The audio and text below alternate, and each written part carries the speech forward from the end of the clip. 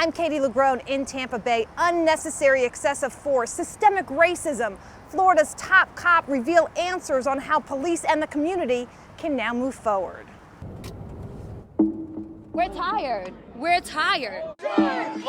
Is it tough to be a black top cop right now? I think it's tough to be a top cop, period. Candid. I felt he set law enforcement back hundreds of years. We need to do something. Honest. Do you genuinely believe that this is a turning point? I hope so, but history doesn't necessarily dictate that. Justice is being denied. In their own words. I think now is how do we reimagine policing?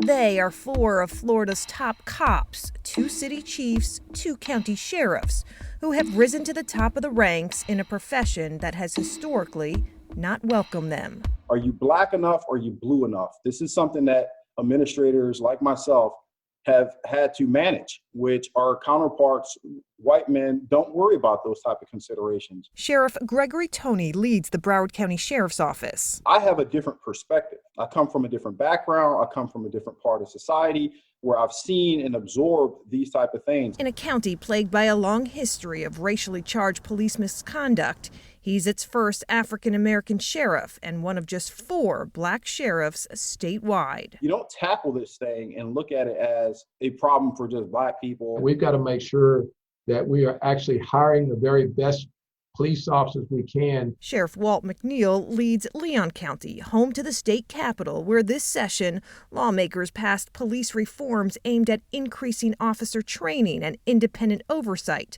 while limiting chokeholds and the ability of problem cops to wander from agency to agency.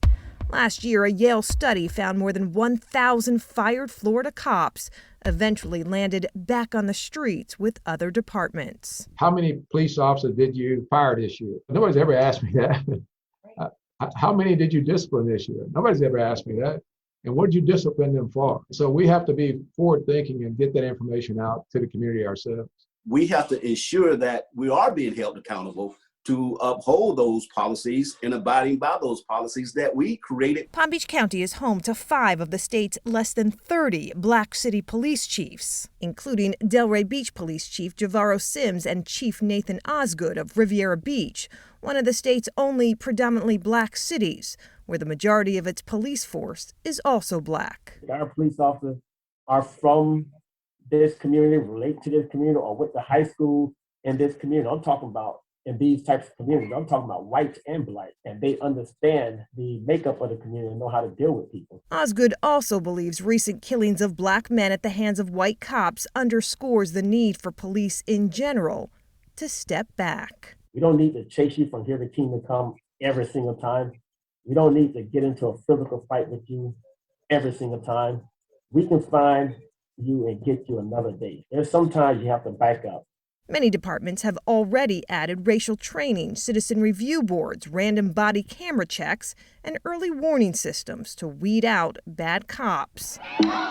But despite navigating their own difficult paths between professional duty and personal identity, I'm very optimistic. They recognize the moment. If we don't capitalize on this movement, on this wave now, then we're only going to regress. And their own responsibility to ensure it's captured. We just have to find a way that the public trusts law enforcement all over again.